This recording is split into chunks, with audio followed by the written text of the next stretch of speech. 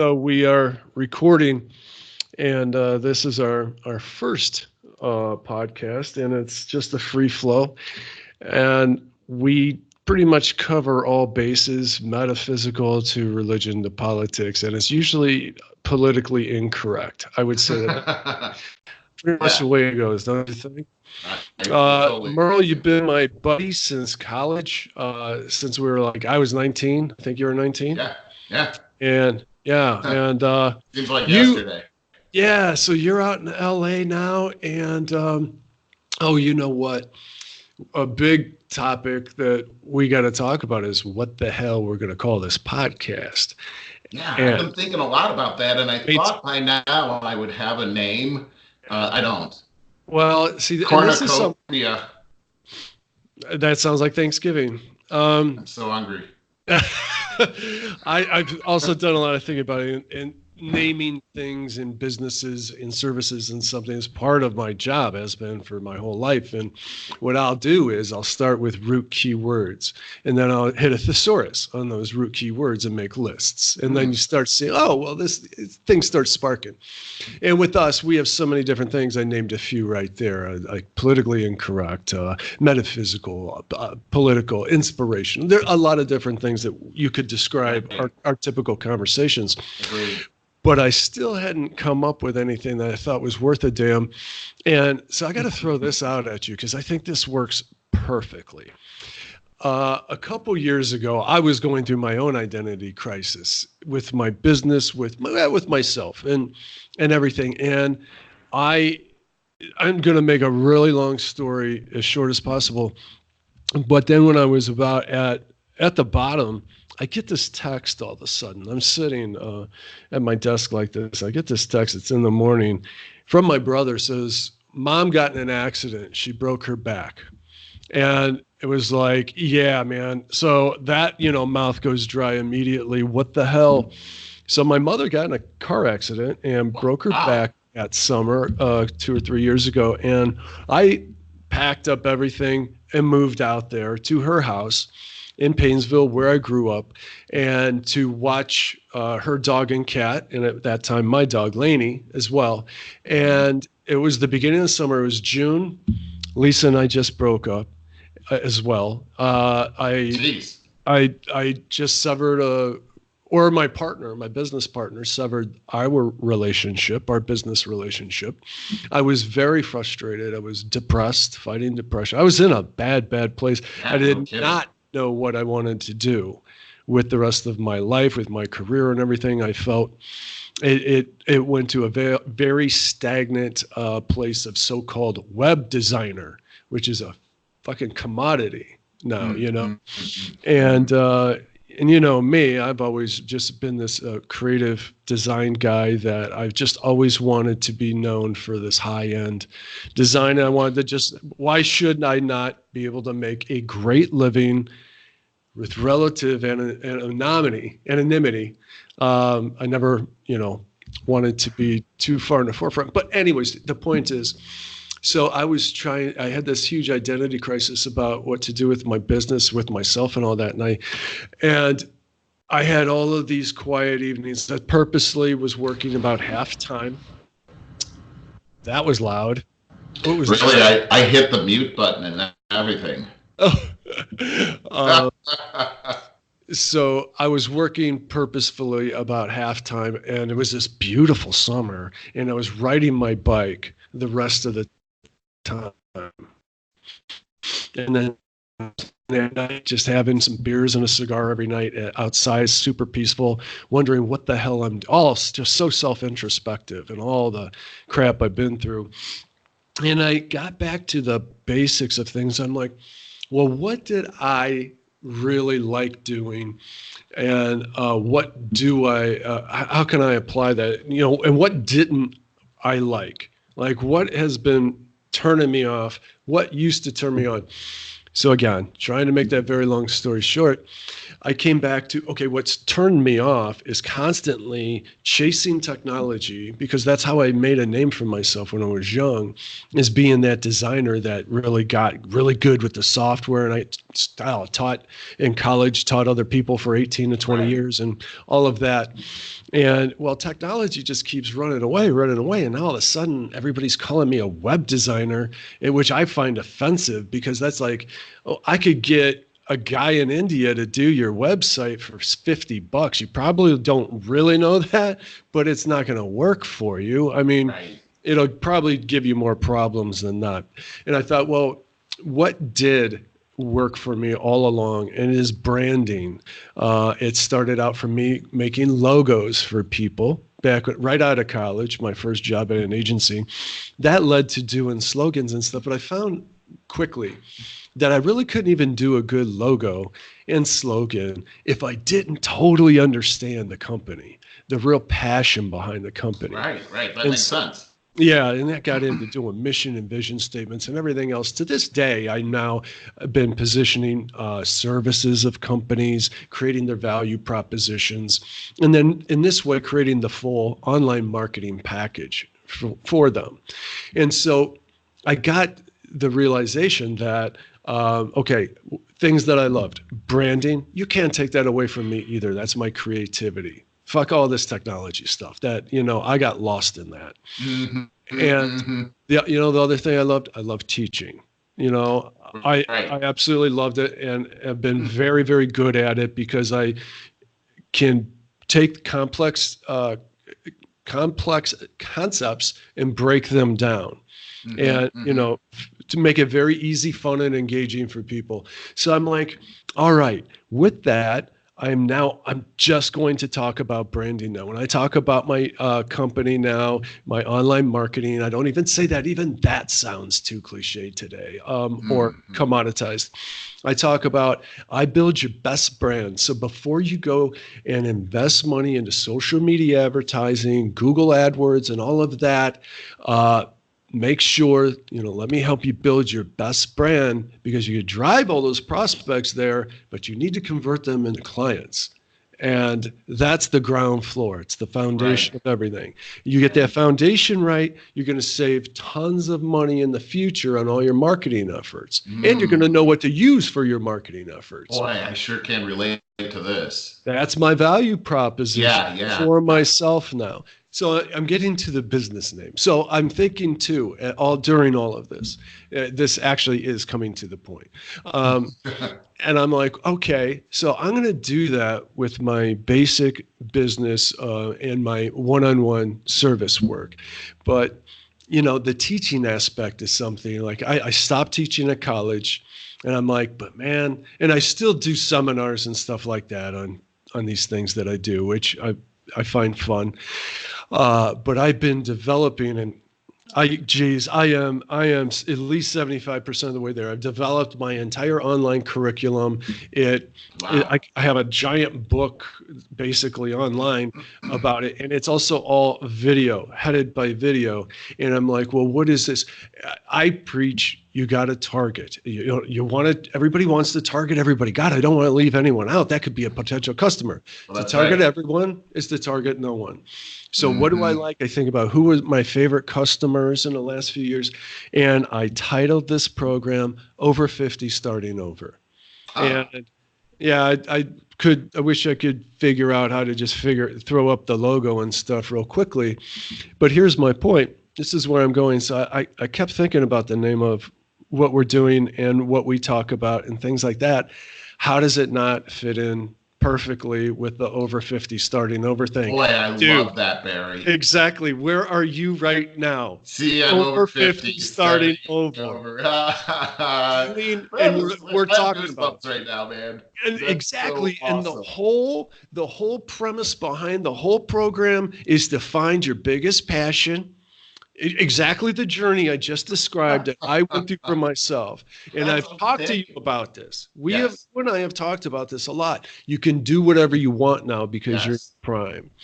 So I think that's what we should think of. I love it. I no, no. I'm completely enthusiastic about this because Barry, this is exactly my thing. It's almost like as you would say, the universe has been speaking to me Yeah. Oh just yeah. every day about, hey, this is your chance. Don't do something that feels like, the ball and the chain.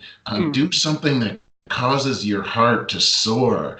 Yes. And don't worry about the money. The money's going to come. Whatever it is that Yes. you love, God created you for a purpose, and He put inside of you the desires of your heart. So the desires of your heart should lead you to the thing that's going to prosper you. And I've been thinking about that a lot lately, Barry. And Good. in fact, that's what drove me to sending you the text message like, hey, man, we got to get online and start doing Yeah. this because Yeah. We're this talking is about it too. it's just the all of nature is calling out and saying, do this. Agreed. This is, and what you just said has been the journey that I've been on. And I got to tell you, I mean, I am, as you know, a businessman. I've been very successful in my past as a sales leader, and Killing it in LA in sales, man. well, And and heading your all own over the department. country, Yes. and just and having successes in the healthcare vertical all over the country,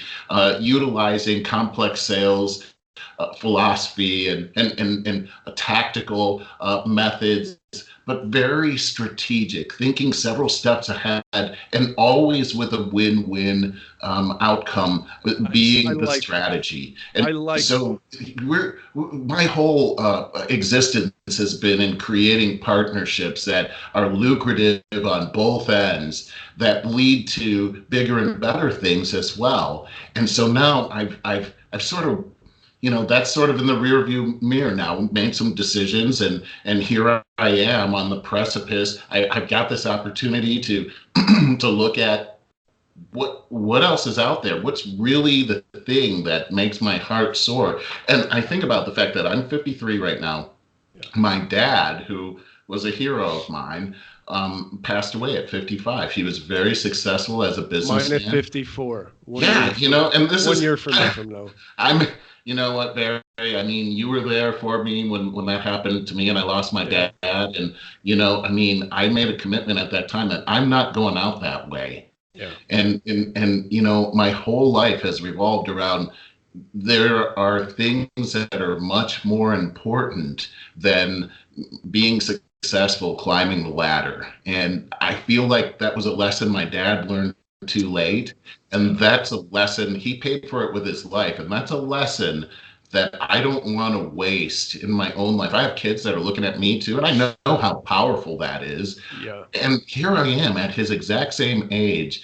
And it just seems like, come on, this is your best friend from college.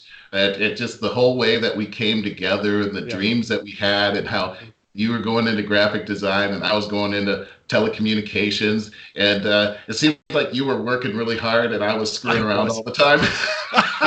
It seems like I came to the conclusion. I think I got the best deal on that one. Yes, you did. I did come to the conclusion. I was even thinking about that just the other day.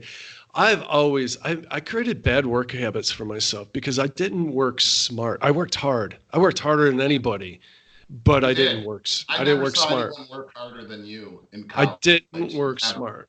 Yeah. And I've always taken the hard way. Like, why? Why? And that is another thing about the premise of this. I said to you recently, it's time we start freaking enjoying what we're doing. Living life, actually living life. You're right, Barry. And life is too short. Here we are. I mean, we're the same age, and here we are. I mean, one thing I will say, Barry, is that I'm looking at you, man, and you look fantastic. Well, thanks. I think this is a new age for people. Totally. That are our age. I mean, our parents. I mean, I'll just take my dad. I don't want to be disrespectful, but I'm in way better shape than he ever was in his 50s. And I intend to keep it that way. Yeah, no, it's totally different now. I don't know all of why that is. I think about it a lot. I do too. We definitely eat better. Most of us eat better if you're not eating all the boxed food, right? Because that's where all the preservatives and quite a bit of that. Well, that's terrible. That's terrible. Because there's quite a I'm getting away from it though. I good hear you. because there's quite a movement away from that. Thank Yeah. God. The other thing is for sure exercise. I don't know how much you Yeah. exercise these days, but I have Every to other day exercise. I'm at the gym. Yeah. Great, because I think that's number one. I think I that's the number one key. 'Cause remember that ridiculous show with Will Ferrell as the newscaster and the Yeah, I segments? love that What's that show. called? What's that called? The news, The movie. Anchorman. Yes, Anchorman. yeah. I Well, love that that movie. it The was a first one. spoof on the '70s. That's when people Yes. only first started exercising. Can you believe And that? seriously, that's what changed. I think for Well, maybe you could be right about I that. think That so. makes a lot of sense, actually. Yeah, remember when everybody was wearing their warm up sweats all the The time? new You know? sweats. Remember when tennis Yeah. shoes finally changed into those crazy looking shoes? Yeah, I Uh, was like, what are these? What? yeah, yeah. These look Whoa. like kids. Right. Right. I think that's what changed. But to It makes a lot of sense. to the real point here, yeah. So the 50's the new 40 or even 30. I'm Say thinking 30. 35, maybe. Yeah, yeah, dude. I don't know. I will say I do battle some arthritis in my one shoulder due to the injuries I've had in it over the years. Well, you're But an athlete. yeah, but other than that, man, I don't know. I feel like I kill it. So Same it's not, here. I feel great. I got to tell you, I feel great, and I've been doing all these great things and getting on my mountain bike. Oh my oh, I God, just love being riding my out in nature and everything. And I found the most wonderful places to go. And Anne Marie and I hike all the time. There's so many beautiful places to hike here, and we found that we keep finding new paradises around here. So, you say what you want about California politics. It's terrible. yeah, But one thing that's hard to leave, and believe me, we're the thinking about beauty. leaving.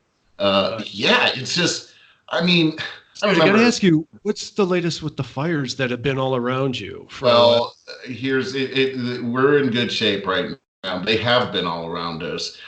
Every time the wind starts blowing, another fire starts here. And I just don't remember. I mean, I remember this being the case ever since I moved here, is that it was fire danger every time the wind blew, but it didn't actually mean a fire was going to start. And now it's a new precedent. It seems like every time those Santa Anas start blowing, several fires pop up everywhere, and they're trying to blame it on global warming, but it just doesn't make sense. I mean, it seems like I don't want to be a conspiracy theorist, but I don't know.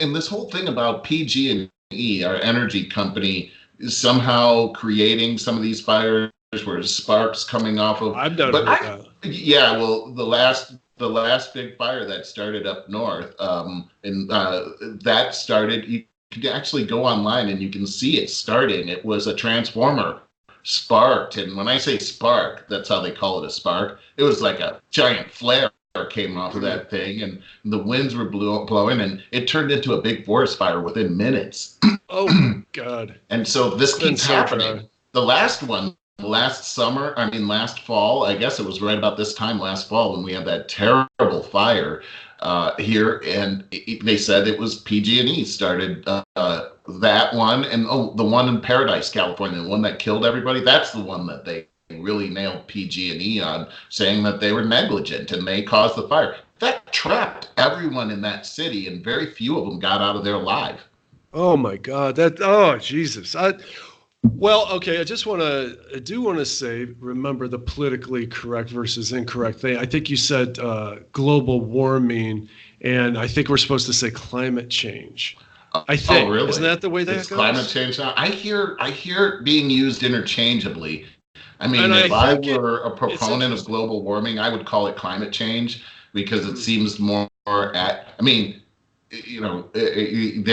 they seem to be concerned when it's warm and when it's cold now. So Yeah. I guess climate change is a better term. Here's my take on that, and I've not had a reason to change my. I'm always, dude.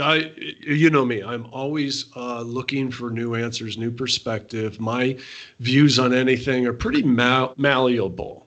I will evolve. my opinion on anything if I get new, better knowledge. And I Me too.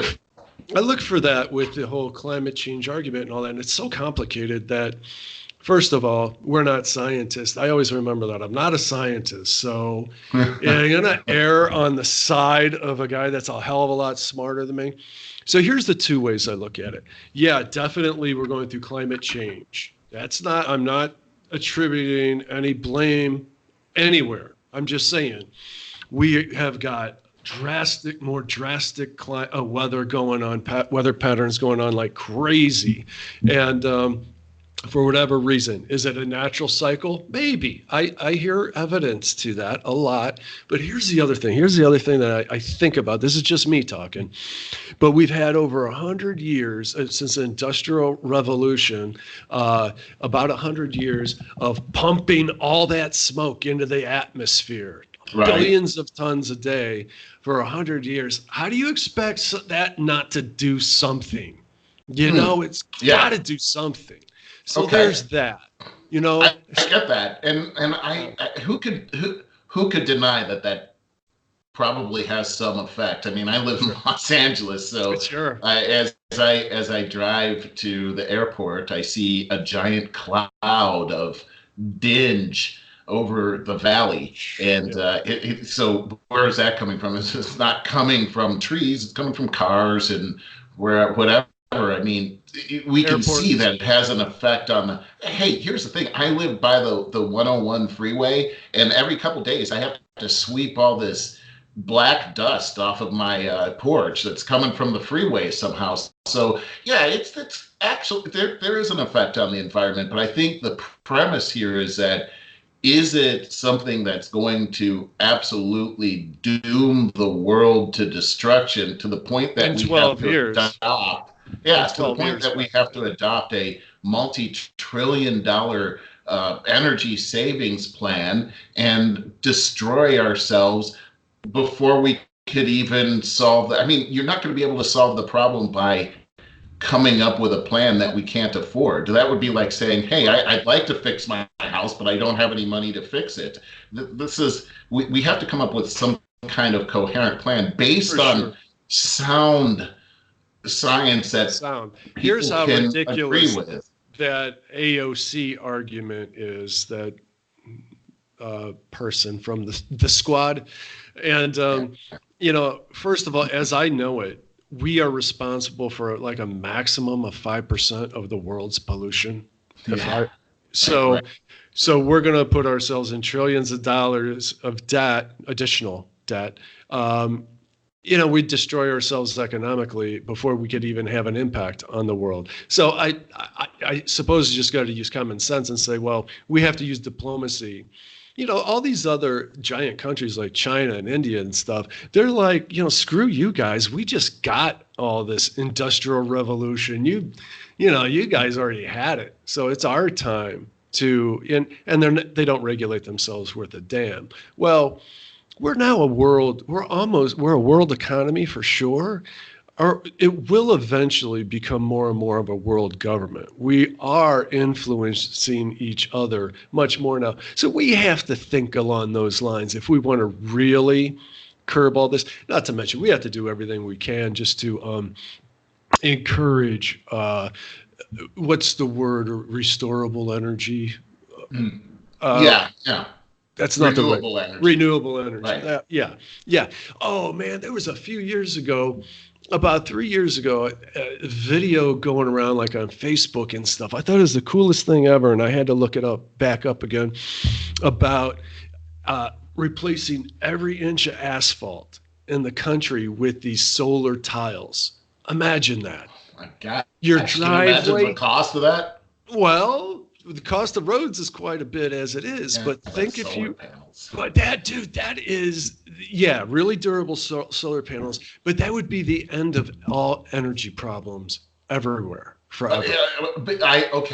I hear what you're saying, and it would be great if we could just snap our fingers and make that happen, but it's like the enormous cost to I putting have a something like follow-up. that together? Okay, I want to hear it. So why had it? I heard about it 3 years later. So I looked it up, and they did a large experiment in France. I forget how many miles of road they did with this, and it just was not near cost effective to repair and keep maintained. I can But imagine. I hope in the future we can continue to improve it, and it becomes. If you think about the concept in the video I saw, it's like, oh my God, that's Well, the solution to all of the world's energy problems. I hear what you're saying, and I think that it does sound great. And here's my take is that I don't trust politicians, and Or I energy and companies. and when their concern about the global, I'm sorry, climate change makes me very skeptical and worried about what they're really trying to do. And when I look at, especially coming from the Democratic Party, but I look at the Republicans as well, but I'm a conservative. Sure. But when I look at the plans that they've put into place, like for instance, Social Security, Medicare, Medicaid, the Obamacare, and now we're looking at the Green New Deal and we're looking at Medicare for all. These are programs that sound so good. But Yeah. in reality, what we found is that you typically get subpar. What we've also found is that many times when these programs have come out, we've been deceived by what the program really is. Yeah. And there seems to be a great deal of money in all of these programs. That's really the root reason why these programs have been proposed in the first place.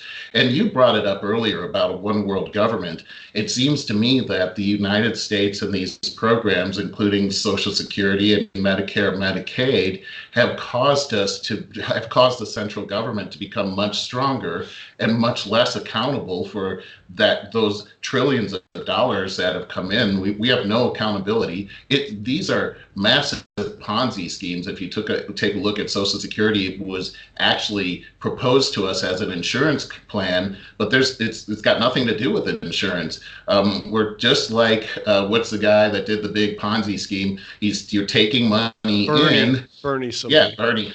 Yeah, and so you're Madoff. taking money Madoff. in and you're saying, and they're even sending out documents that show how much money you've made in your entire lifetime and how much you've committed to Social Security. But the way insurance works is they take that money and they invest it in annuities so that when you need to get that money back, it has grown. The money has grown. It was set aside. It's grown, and you get the benefit of how that money grew. The way Social Security works is not like that. Your money, there's an illusion that your money is in a nest egg somewhere growing and waiting for you to retire. No, Right. that money has been spent, and they're expecting the people behind us that are working to pay for me. That's exactly what Bernie was doing. He was taking the money and saying it's growing, and then he was paying returns back to the people that had invested, but it wasn't money that was growing. It was money coming from the new recruits he was getting in there. And when people called on it and wanted their money back, it wasn't there because it was a big Ponzi scheme. That's what the federal government is doing.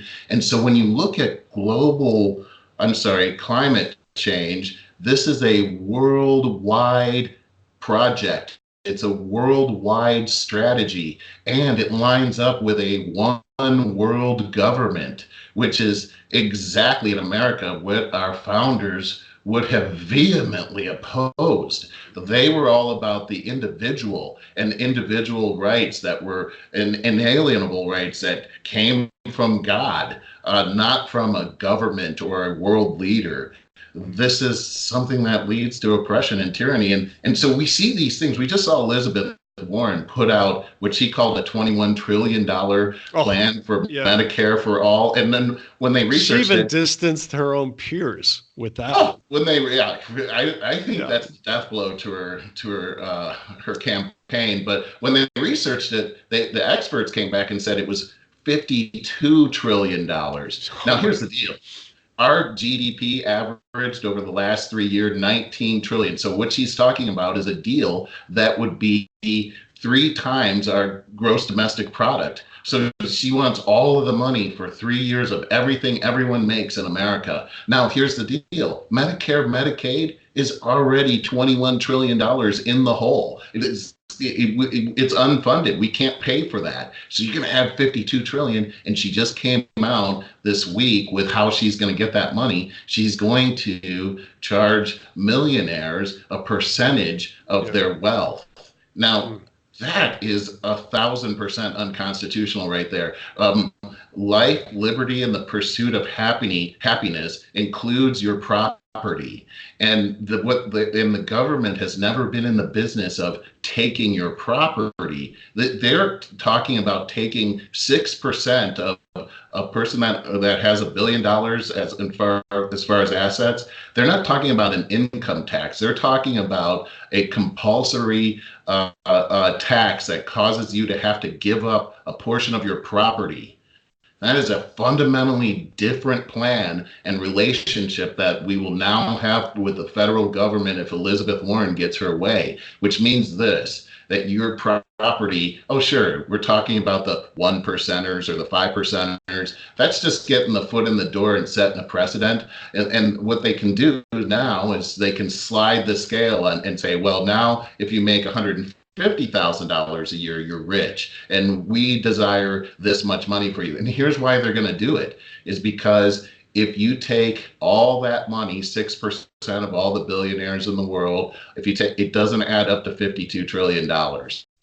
It doesn't even come close. No, that means definitely the middle class is going to have to pay for it. Always. And they're saying that that's not going to be the case, but we're looking at just one program of hers. What are they going to do with the healthcare system? I mean, what are they going to do with all the other plans that they have? Sure. We're not just looking at healthcare. We're already $22 trillion in debt. This is one plan that's going to add $52 trillion to the pile. There's no possible way for our society to absorb anything like that. But the politically correct machine turns you into a scared little rabbit that has to hide in the hole because you are a bigot if you want to take away healthcare from the poorest of the poor, which are normally people of color, whatever.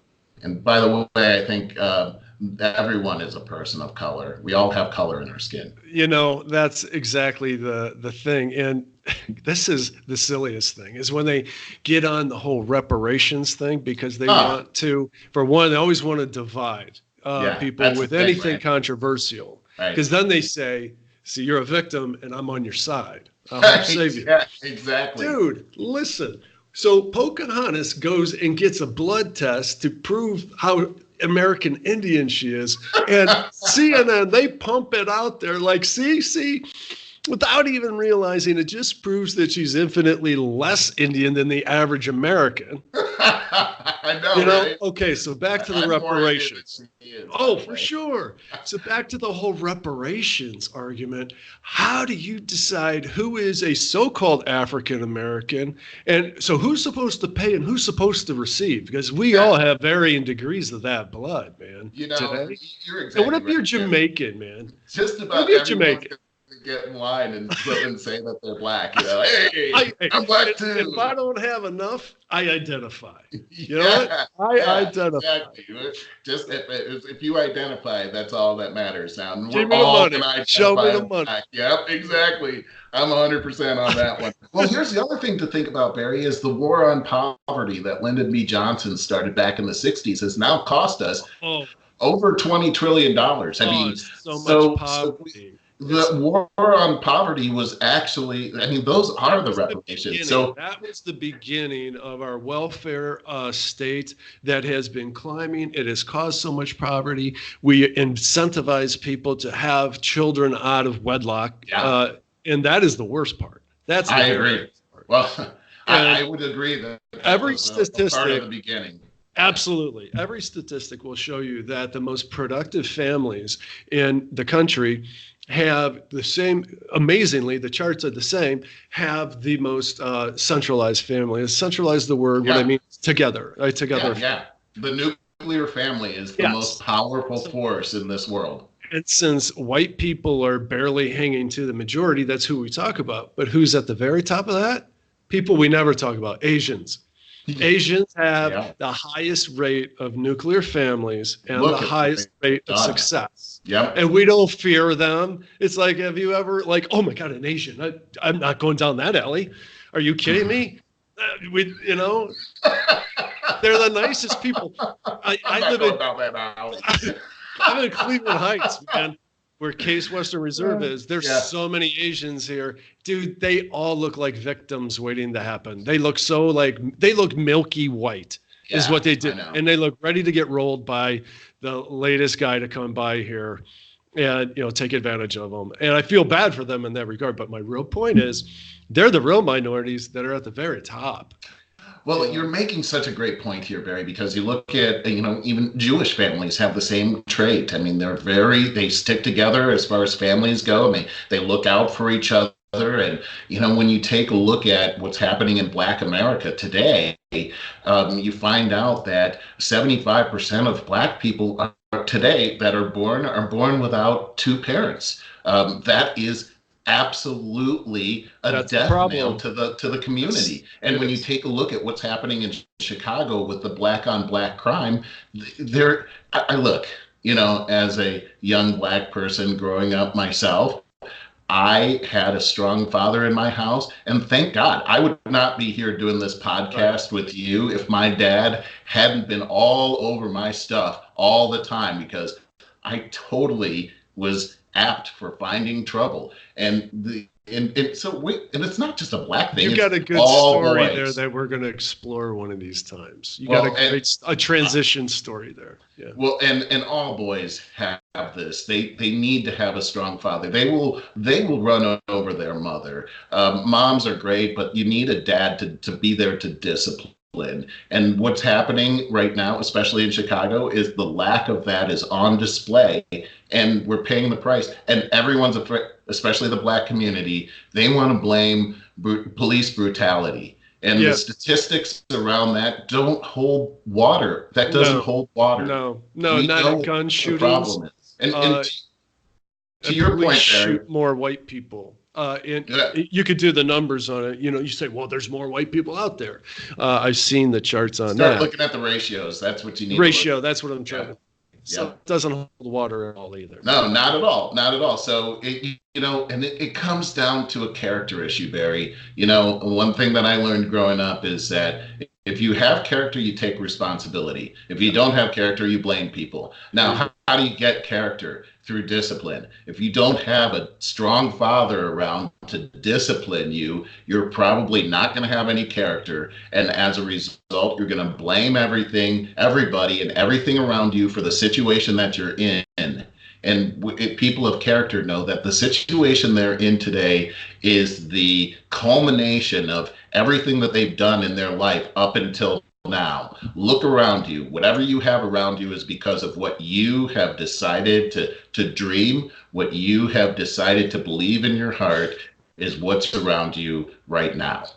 Hey, I'm not going to take away the fact, though, that a lot of people get dealt a very bad hand. Absolutely. That are born without a chance in you're right. A crappy situation and a ghetto, whether it's white, Black, Asian, whatever, and that can really warp you at a young age. Sure. And I would push back a little bit on this because obviously people are born with, at different levels. Some people are born with a silver spoon in their mouth, other people not. And we talked about my dad a little bit. I mean, he was born at a time in West Virginia where when he got to be high school age, he wasn't allowed to go to school because Brown versus Board of Education hadn't passed, and he was a young Black guy in a prejudiced South.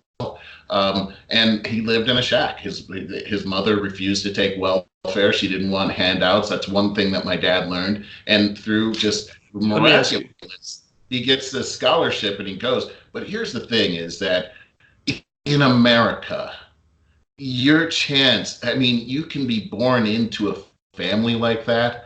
And because there's no caste system here, you can make it. And there's so many stories of people that had nothing, but look, if you have nothing and you're in almost any other part of the world, you have no chance. But here in America, if you have nothing, you still have a chance. You And have a that's the chance to big have a great difference. story. Yeah, and you I can want to turn ask you, it around. I mean, there are so many people that are multimillionaires today that were starving as young people, and without that's what question.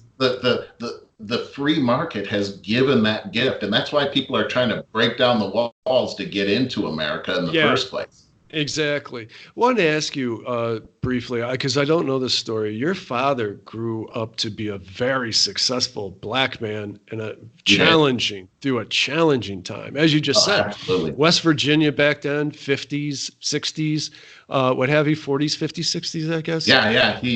He grew up in What that was time. his fuel? Was it his parents or was it some inner determination? What drove him to the success that I he think vice president of Ohio Bell, as I recall, Yeah, when he died? yes. He was Jesus, yeah. and then by then it had turned into Ameritech. So, Oh, it did. yeah, Okay. he was the vice president there, and when he died at 55 years old, and he grew up in a broken family. Actually, I his didn't know that. yeah, he in West Virginia. Now this is a really crazy story. My In West Virginia, grandparents grew up in West Virginia too, and is they used that to drag me back there when I was a kid. oh, I my hated dad it. I hated it. never wanted to go back there. I've Really? never been there. No, My he father's side of the family is still very West Virginia-ish, and my mother's side is absolutely not. And I always have just related more to my mother's side. My brother's always related more to my father's side. But yeah, they used to drag us to West Virginia when we were little. I'm so glad that Oh, didn't happen to me. yeah, and I'm sorry to interrupted you. Go ahead. No, that's okay. Well, and so here's the deal: is that they were poor as anything, and my Everybody out there is. now right around the time my dad was 8, his father left, and his mother was raising. He had several older brothers and sisters that were not in the house anymore. He and his sister were sort of the mistakes.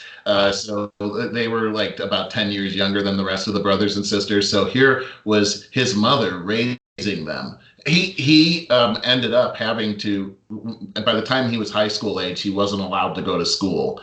So for the next 2 years, he had to get a job to help the family survive, and he worked at an auto mechanics place. In the meantime, his mother was a gigantic influence to him and was always telling him that one day he was going to go to college. And I remember my dad telling a story about how he had decided to join the military. And it may have been before he was allowed to go back to high school. I'm not sure. But she had to sign the papers for him to go into the military, and this would be a sure way for him to get a paycheck and take care of the family, pretty good pay. But she refused to sign the papers, telling him that he was going to go to college. Now they live in a shack. They have no money. His dad's gone. By the way, little did he know until later in life, his dad had moved to Pennsylvania, the Pittsburgh area, because the only place for black men to work at that time was in the coal mines. So he actually went up to Pittsburgh and was sending money back to the family that he didn't know about, which it's crazy that he didn't know about that because he had a lot of animosity towards his dad after that. Anyway, so he ended up being allowed to go back to school. And when he went back to school, he was actually the class president all 4 years of his high school. Not only that, he was a tremendous athlete in football, basketball, and baseball. And he was able, through sports, to earn a basketball scholarship to Miami of Ohio. And and so his mother's prophecy comes true. At a time when he wasn't even allowed to go to school, she was telling him that. So just the power of a parent speaking into your life is over the top. I mean, I'm a parent, and I know we all underestimate it, but just the power that's really what propelled him into that. And not to mention that he really took on a lot of her personality. She was a very self-determined person, didn't make excuses, was a person of her word. If you said you were going to do it, that was your bond. If you shook hands on something, that was it. I remember my dad teaching me how to shake hands. And that was my dad was 6'5", over 300 pounds, just a hulk of a man. And Yeah. as a little kid, I remember he would crush my hand. You're a big man too, though. Yeah, but he would crush and I had to look him in the eye like that. That was very. I remember those are my important lessons. Yep. And he didn't want me to think that I was beneath anybody. These are lessons your dad teaches you that I think we started out talking about what's happening in the Black community, and 75% of that community is born without a father. That's devastating. It's devastating to the community, and it's the number one problem. It's not police brutality. And by the way, we need to be uplifting our police force. Sure, there could be some bad ones, and there's bad people. Always going to be. Power corrupts. But for the most part, these are the people that come to save our lives and put themselves in harm's way in order to protect people that they don't even know. And so we should be very much respecting them and lifting them up, especially in front of our children. No, I agree with that, but at the same time, always keep them in check, because power corrupts, and you get those young men going into the field because they want to put that gun on their hip and feel like a badass. Well, that's true. But I don't think that most of them are doing that. Well, I agree with you too. And, I'll just say that I grew up a Democrat. I am still, believe it or not, on paper, a Democrat, but I've been disgusted by the party. You've always been a Republican, so I just wanted to throw that. That's probably obvious. Also, you are a born-again Christian. Yes. And you made mention earlier that you would say, Barry, the universe, and I do. I talk like that. I say, well, the universe seems to be guiding me in this way. And you're always going to say, well, God seems to be guiding me in this way. Amen. And we talk about all this all the time, and we are always going in the same direction. That's the important thing. And it's really refreshing for me too, Barry, that we were able to have these kinds of conversations without condemning each other for our beliefs. I love the respect that I always feel whenever we talk, and I love to hear your views and your thoughts as well. And I really believe that really we have much more in common than we have differences. I think that if we could get some traction with this podcast, I think that we are a good analogy to a much bigger picture. Okay, first of all, the far left is going to think I'm a far right Nazi. Okay, they are today. That's true. Just for talking to me. Yes, of course. But I'm still exactly where I've been, in the middle. So no one's going to confuse me as being too far right. But we do have enough differences where I think a lot of people could say, wow, those guys are really that close and everything. Yeah, we're extremely close. And when we talk about things, I pretty much always use God when I talk to you, because when I say the universe, it's God to me. It's still God to me. I mean, I'll go into a lot more depth about that in the future, because, my thoughts and feelings on that are super solid. My entire life have been trying to answer the questions that I've always needed since I was a kid. I needed to understand what the hell infinity was. And I think I finally have something to apply that to. So, I got to hear that, by the way. You want to hear it now? Okay. No. I think it's a deep subject. It's a big one. It's a big one. Well, we will get back to that. I wanted to, because we are coming up on an hour. That went by fast. Really too fast. But I wanted to just go through some current event headlines real quick. I think that's very important. And of course, right now we're going through. Okay, so I'm pulling on news.com, and Democrats discussing multiple articles of impeachment against Trump, with a nice big picture of Pelosi at the stand there.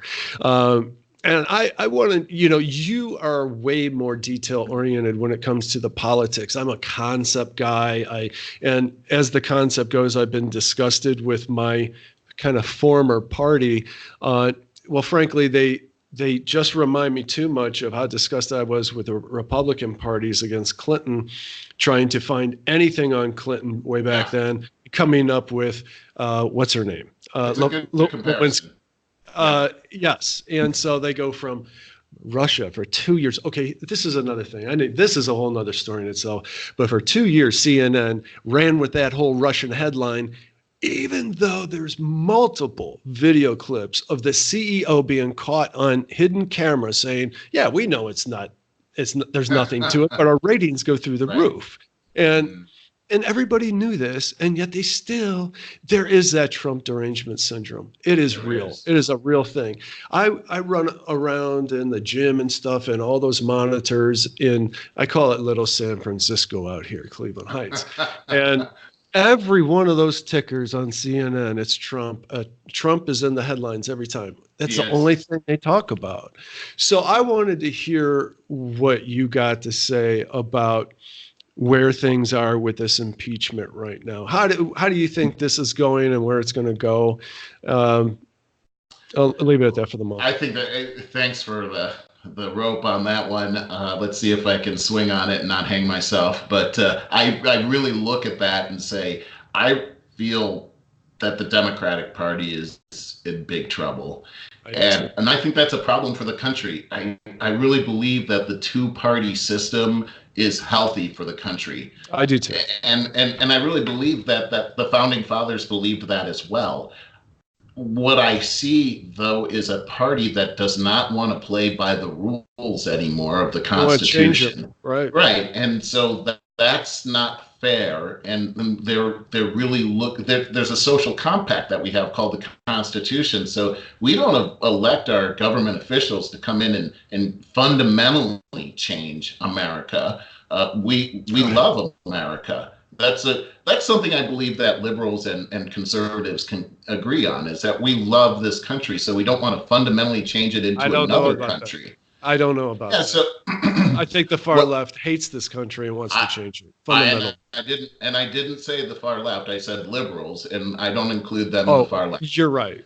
I agree with you, though. Okay. Yeah. Okay. I totally agree Would you with you say far left and progressives are synonymous? No, I would not. Yes, I would actually. Yeah, I would say that a progressive is not a liberal. Okay. I'm glad that you said that. Okay, then I can still say that I feel pretty liberal. I always have, and I shouldn't feel bad about that. Well, this is why you and I can talk, because you're a liberal. You're not.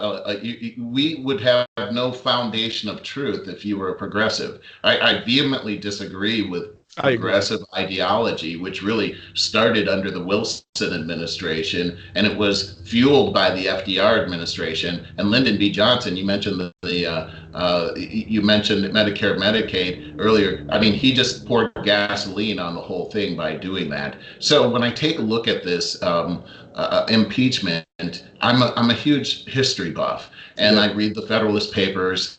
I read the Constitution. I love the Declaration of Independence and the history around it. And I also study what the founding fathers were studying at the time that they put the Constitution together. And they were studying writers, Plato's Republic, Thomas More's Utopia, Thomas Hobbes, Leviathan, but they were also reading Montesquieu and Locke at the same time. So they were reading what they didn't want, and they were reading what they wanted as well, and comparing and contrasting and talking through this.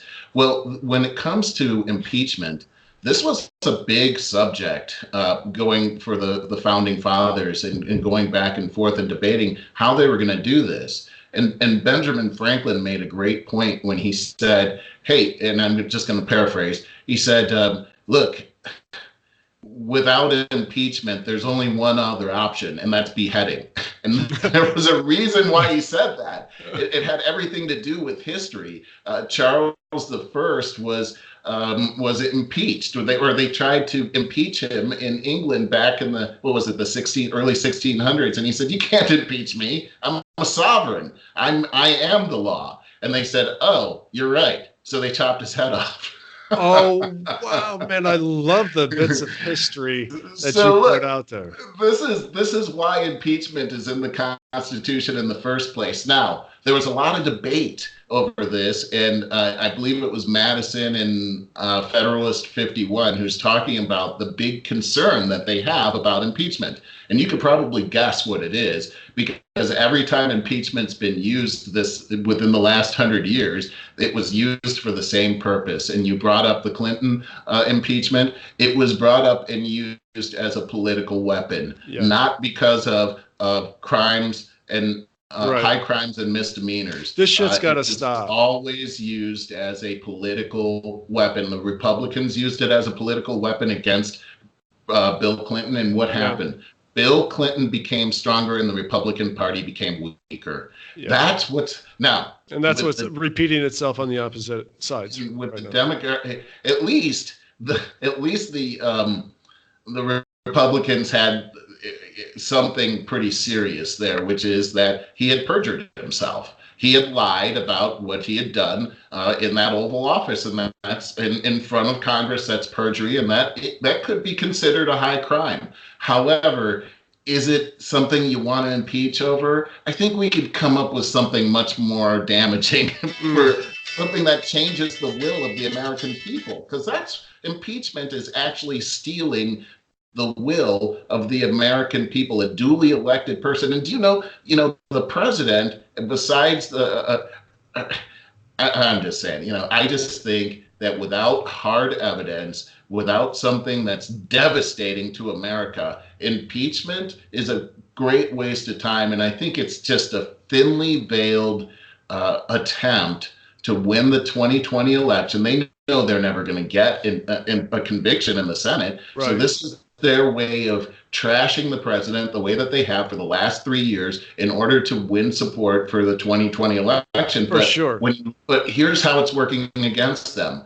This impeachment has completely eclipsed what the Democratic candidates for president are saying. We haven't even been able to hear from them in the last several weeks. I think this is it's like they're pointing a gun, but the barrel is pointing at them. That's how I'm seeing this, and I think it's also embarrassing that other countries are seeing this happen, because it's like child's play. Okay, they're all just like children. No, I totally agree. Along these same lines, how about this headline? Trump Jr. defends the tweeting article with whistleblowers' alleged identity.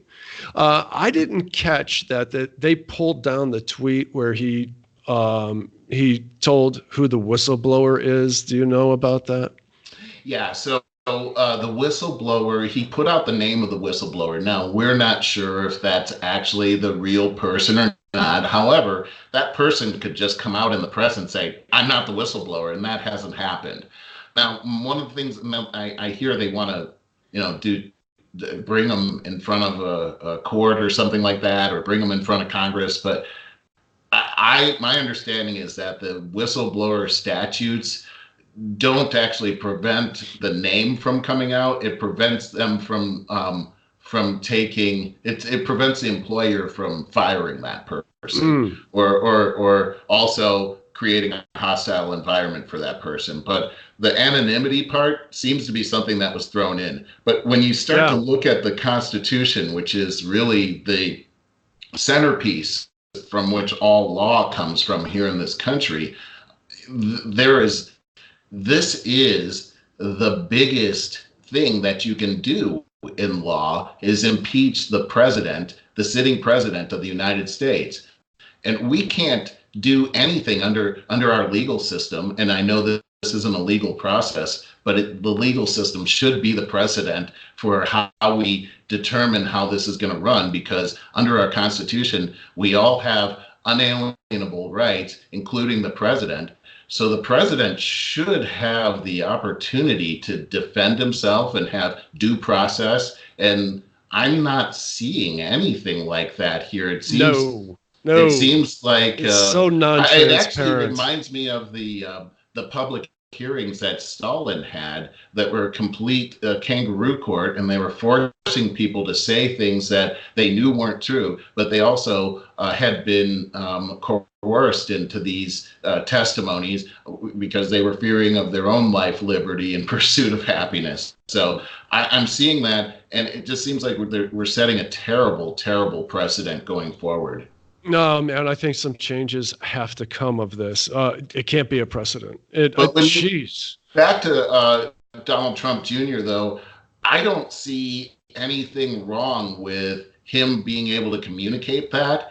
If we're going to take away the will of the people by removing the duly elected president, then the actual finger pointer should stand behind his accusation, because when we take a look at what's happening to the president, if they can do this to the president, then they can do it to you. And that means that, I mean, this would be like saying, Barry, we're going to arrest you for murder, and that we have all kinds of evidence, but you're not going to be able to face your accuser or know who it is. And so go ahead and defend yourself. Oh, wait, we don't like these witnesses. You can't use these witnesses. No, look, he's all defensive. That means he's guilty. Throw him in jail for life. I mean, that's what's happening here. And this is the scary thing, that people are watching this. And even if you are for impeachment, if you don't see that there's not due process here, or I don't know how you can't see that there is not due process. Right. You should be concerned about yourself, because if they can do it to the president, that means they can do it to you. And we live in a land where the individual has, again, unalienable rights. You have the right to defend yourself. You have the right to not be taken away by a mob. Here in this country, we as citizens have the right to elect our president. And if he is doing something wrong, and I mean something that should be impeachable, and I haven't seen him do anything wrong, by the way. If he is, I want to know about it, because I don't want him in there doing anything wrong. We should all be looking at this as the presidential office is my presidential office. And that person, I mean, I'm not a Democrat, but President Obama was my president. President Trump is my president. President Clinton was my president. And so, we have to pray for our president, not curse him. This is our country. Yeah, we're in a very bad state in those regards these days. So we are about an hour and a minute into this. I want to wrap this up for now. This has been great, Barry. Oh, it absolutely has been. I just want to say one final thing that in regards to everything that you said. So as we got one more year of all this BS, so the Democrats trying to take the presidency back, I have said for the last 3 years, do you know how easy it would be to get a candidate on the left side, on the Democrat side, to unseat Donald Trump in 4 years? They can't. They've been just too focused on hysteria, absolute hysteria, and putting out a bunch of clowns in this DNC. Remember last time, and they rigged the DNC to get Hillary? Crazy. So if they how do they get away with that? I know. How do they get away with that? Look what they're doing to Tulsi Gabbard right now. Oh, and she's the most credible one I think they have out there. They eat them alive. They eat the best alive, so they have no chance. Right. They don't have a chance because of that. And that's the thing. So Trump can go out there and he can act like a really spoiled 14-year-old boy. He can. I mean, and so the Democrats' solution to that is, well, we'll act like a 12-year-old. Seriously. That's what I mean. Do you know how easy it is to beat a spoiled brat 14-year-old boy? Yeah. Just parade out a 20-year-old. Go on impulse, yeah. So yeah, we'll get back to this. In fact, I would like to do another one real soon. Me too. We got some things to iron out, and I have to return a call. So I'm going to stop recording now, and I'll talk to you real soon.